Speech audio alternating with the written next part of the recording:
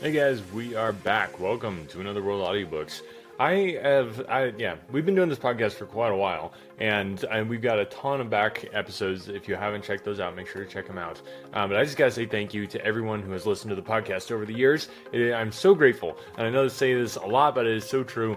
It would be pointless to do this podcast if there weren't listeners. So, although I do enjoy doing audiobooks, it is a fun outlet for me. So I keep doing it, and you guys keep listening, and that was just what makes the magic world go around. So thanks guys so much for listening and sharing the podcast. If you are enjoying this, I bet you know somebody who would also enjoy this. And why don't you just share it with them? I'm sure if you tell them about this podcast, they would be very, very, very, very grateful, especially if you discovered it early on and now you're able to hand it over to somebody with over almost 400 episodes here on the podcast. Like, think about how grateful they will be. They'll probably do something super nice for you. So worthwhile to share the podcast. Thank you guys for doing that. I really, really appreciate it. It is the best way to help the podcast. I know we don't, not all the listeners can become patrons, but if you can't become a patron, you can share it. It is free to do that, and I so appreciate it. We're all about the free stuff here at Another World Audiobooks. Thanks guys for listening, and without further ado, let's jump right into the next chapter of The Beasts of Tarzan. Chapter 6. A Hideous Crew. The war canoe with its savage load moved slowly toward the break in the reef, through which it must pass to gain the open sea. Tarzan, Mugambi, and Akut wielded the paddles, for the shore kept the west wind from the little sail. Sheeta crouched in the bow at the ape-man's feet, for it had seemed best to Tarzan always to keep the wicked beast as far from the other members of the party as possible, since it would require little or no provocation to send him at the throat of any than the white man, whom he evidently now looked upon as his master. In the stern was Mugambi, and just in front of him squatted Akut, while between Akut and Tarzan the 12 hairy apes sat upon their haunches, blinking dubiously this way and that, and now and then turning their eyes longingly back toward shore. All went well until the canoe had passed beyond the reef. Here the breeze struck the sail, sending the rude craft lunging among the waves that ran higher and higher as they drew away from the shore. With the tossing of the boat, the apes became panic-stricken. They first moved uneasily about, and then commenced grumbling and whining. With difficulty, Akut kept them in hand for a time, but when a particularly large wave struck the dugout simultaneously with a little squall of wind, their terror broke all bounds, and, leaping to their feet, they all but overturned the boat before Akut and Tarzan together could quiet them. At last calm was restored, and eventually the apes became accustomed to the strange antics of their craft, after which no more trouble was experienced with them. The trip was uneventful. The wind held, and after 10 hours' steady sailing, the black shadows of the coast loomed close before the straining eyes of the ape-man in the bow. It was far too dark to distinguish whether they had approached close to the mouth of the Ugambi or not, so Tarzan ran in through the surf at the closest point to await the dawn. The dugout turned broadside the instant that its nose touched the sand, and immediately it rolled over, with all its crew scrambling madly for the shore. The next breaker rolled them over and over, but eventually they all succeeded in crawling to safety, and in a moment more their ungainly craft had been washed up beside them. The balance of the night, the apes sat huddled close to one another for warmth, while Mugambi built a fire close to them over which he crouched. Tarzan and Sheeta, however, were of a different mind, for neither of them feared the jungle night, and the insisting craving of their hunger sent them off into the Stygian darkness of the forest in search of prey. Side by side they walked when there was room for two abreast, at other times in single file, first one and then the other in advance. It was Tarzan who first caught the scent of meat, a bull buffalo, and presently the two came stealthily upon the sleeping beast in the middle of a dense jungle of reeds close to a river. Closer and closer they crept toward the unsuspecting beast, Sheeta upon his right side and Tarzan upon his left, nearest the great heart. They had hunted together now for some time, so that they worked in unison, with only low, purring sounds as signals. For a moment, they lay quite silent near their prey, and then, at a sign from the ape-man, Sheeta sprang upon the great back, burying his strong teeth in the bull's neck. Instantly, the brute sprang to his feet, with a bellow of pain and rage, and at the same instant, Tarzan rushed in upon his left side with a stone knife, striking repeatedly behind the shoulder. One of the ape-man's hands clutched the thick mane, and as the bull raced madly through the reeds, the thing striking at his life was dragged beside him. Sheeta but clung tenaciously to his hold upon the neck and back, biting deeply in an effort to reach the spine. For several hundred yards, the bellowing bull carried his two savage antagonists, until at last the blade found his heart, when, with a final bellow that was half scream, he plunged headlong to the earth. Then Tarzan and Sheeta feasted to repletion.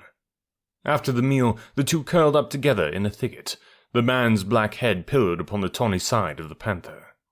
Shortly after dawn, they awoke and ate again, and then returned to the beach that Tarzan might lead the balance of the pack to the kill. When the meal was done, the brutes were for curling up to sleep, so Tarzan and Mugambi set off in search of the Ugambi River. They had proceeded scarce 100 yards when they came suddenly upon a broad stream, which the Negro instantly recognized as that down which he and his warriors had paddled to the sea upon their ill-starred expedition. The two now followed the stream down to the ocean, finding that it emptied into a bay not over a mile from the point upon the beach at which the canoe had been thrown the night before. Tarzan was much elated by the discovery, as he knew that in the vicinity of a large watercourse he should find natives, and from some of these he had little doubt but that he should obtain news of Rokoff and the child, for he felt reasonably certain that the Russian would rid himself of the baby as quickly as possible after having disposed of Tarzan. He and Mugambi now righted and launched the dugout, though it was a most difficult feat in the face of the surf, which rolled continuously in upon the beach. But at last they were successful, and soon after were paddling up the coast toward the mouth of the Ugambi. Here they experienced considerable difficulty in making an entrance against the combined current of the ebb tide, but by taking advantage of eddies close in to shore, they came about dusk to a point nearly opposite the spot where they had left the pack asleep. Making the craft fast to an overhanging bough, the two made their way into the jungle, presently coming upon some of the apes feeding upon fruit a little beyond the reeds where the buffalo had fallen. Sheeta was not anywhere to be seen, nor did he return that night, so that Tarzan came to believe that he had wandered away in search of his own kind. Early the next morning, the ape-man led his band down to the river, and as he walked he gave vent to a series of shrill cries. Presently, from a great distance, and faintly, there came an answering scream, and a half-hour later the lithe form of Sheeta bounded into view where the others of the pack were clambering gingerly into the canoe. The great beast, with arched back and purring like a contented tabby, rubbed his sides against the ape-man, and then, at a word from the latter, sprang lightly to his former place in the bow of the dugout. When all were in place, it was discovered that two of the apes of Akut were missing, and though both the king ape and Tarzan called to them for the better part of an hour, there was no response, and finally the boat put off without them. As it happened that the two missing ones were the very same who had evinced the least desire to accompany the expedition from the island, and had suffered the most from fright during the voyage, Tarzan was quite sure that they had absented themselves purposely rather than again enter the canoe. As the party were putting in for the shore shortly after noon to search for food, a slender, naked savage watched them for a moment from behind the dense screen of verdure which lined the river's bank. Then he melted away upstream before any of those in the canoe discovered him. Like a deer, he bounded along the narrow trail until, filled with the excitement of his news, he burst into a native village several miles above the point at which Tarzan and his pack had stopped to hunt. "Another white man is coming!" he cried to his chief, who squatted before the entrance to his circular hut. "Another white man, and with him are many warriors. They come in a great war canoe to kill and rob, as did the black-bearded one who has just left us." Kaviri leaped to his feet. He had but recently had a taste of the white man's medicine, and his savage heart was filled with bitterness and hate. In another moment, the rumble of the war drums rose from the village, calling in the hunters from the forest and the tillers from the fields. 7 war canoes were launched and manned by paint-daubed, befeathered warriors. Long spears bristled from the rude battleships as they slid noiselessly over the bosom of the water, propelled by giant muscles rolling beneath glistening ebony hides. There was no beating of tom-toms now, nor blare of native horn, for Kaviri was a crafty warrior, and it was in his mind to take no chances, if they could be avoided.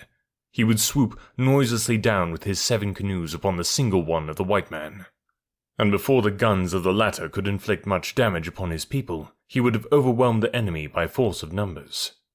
Kaviri's own canoe went in advance of the others a short distance, and as it rounded a sharp bend in the river where the swift current bore it rapidly on its way, it came suddenly upon the thing that Kaviri sought.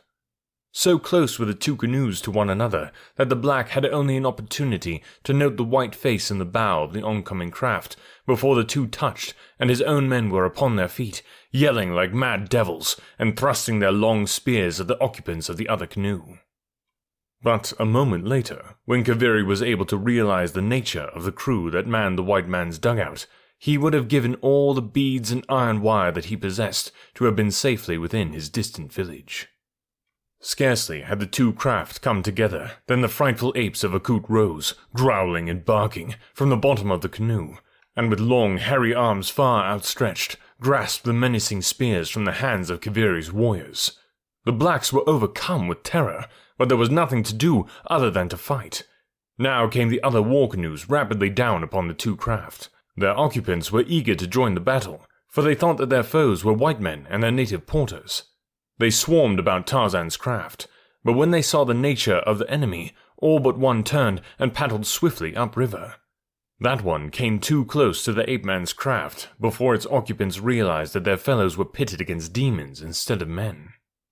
As it touched, Tarzan spoke a few low words to Sheeta and Akut, so that before the attacking warriors could draw away, there sprang upon them with a blood-freezing scream a huge panther, and into the other end of their canoe clambered a great ape.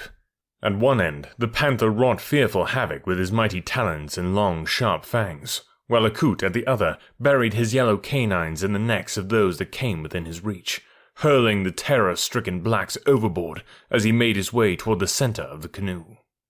Kaviri was so busily engaged with the demons that had entered his own craft that he could offer no assistance to his warriors in the other.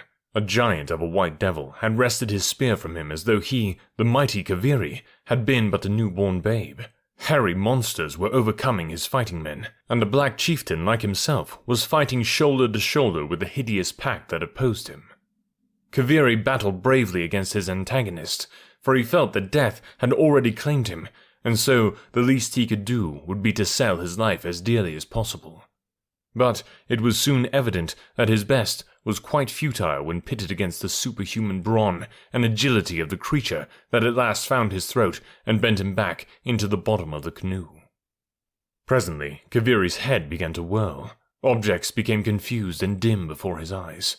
There was a great pain in his chest as he struggled for the breath of life that the thing upon him was shutting off forever. Then he lost consciousness. When he opened his eyes once more, he found, much to his surprise, that he was not dead. He lay securely bound in the bottom of his own canoe. A great panther sat upon its haunches, looking down upon him. Kaviri shuddered and closed his eyes again, waiting for the ferocious creature to spring upon him and put him out of his misery of terror. After a moment, no rending fangs having buried themselves in his trembling body, he again ventured to open his eyes. Beyond the panther kneeled the white giant who had overcome him. The man was wielding a paddle, while directly behind him Kaviri saw some of his own warriors similarly engaged. Back of them again squatted several of the hairy apes. Tarzan, seeing that the chief had regained consciousness, addressed him. "Your warriors tell me that you are the chief of a numerous people, and that your name is Kaviri," he said. "Yes," replied the black. "Why did you attack me? I came in peace." "Another white man came in peace 3 months ago," replied Kaviri. "And after we had brought him presents of a goat and cassava and milk, he set upon us with his guns and killed many of my people, and then went on his way, taking all of our goats and many of our young men and women." "I am not as this other white man," replied Tarzan. "I should not have harmed you had you not set upon me. Tell me, what was the face of this bad white man like? I am searching for one who has wronged me. Possibly this may be the very one." "He was a man with a bad face, covered with a great black beard, and he was very, very wicked. Yes, very wicked indeed." "Was there a little white child with him?" asked Tarzan. His heart almost stopped as he awaited the black's answer. "No, Bwana," replied Kaviri. "The white child was not with this man's party. it was with the other party." "Other party?" exclaimed Tarzan. "What other party?" "With the party that the very bad white man was pursuing. There was a white man, woman, and a child, with 6 Mosula porters. They passed up the river 3 days ahead of the very bad white man. I think that they were running away from him." A white man, woman, and child. Tarzan was puzzled. The child must be his little Jack, but who could the woman be, and the man? Was it possible that one of Rokov's confederates had conspired with some woman, who had accompanied the Russian, to steal the baby from him?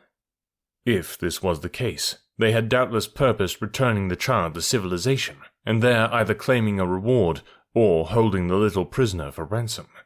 But now that Rokov had succeeded in chasing them far inland, up the savage river, there could be little doubt but that he would eventually overhaul them, unless, as was still more probable, that they should be captured and killed by the very cannibals farther up the Ugambi, to whom, Tarzan was now convinced, it had been Rokov's intention to deliver the baby.